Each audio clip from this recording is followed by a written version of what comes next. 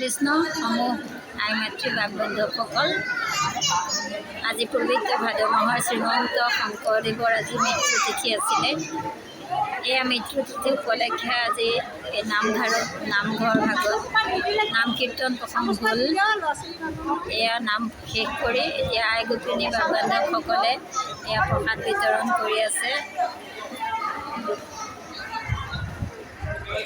আপোনালোকক দেখুৱাইছোঁ বৰ সুন্দৰ নামঘৰ ভাগ, আৰু নামঘৰ ভাগ ইমান পবিত্ৰ নামঘৰ ভাগত পুৰুষ মহিলা উভয়ে নাম কীৰ্তন আৰু প্ৰসংগ দিহানাম আদি গোৱা হয়।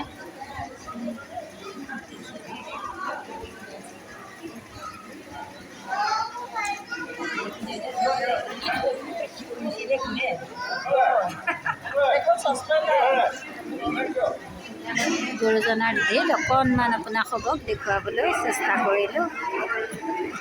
ধন্যবাদ। কৃষ্ণ।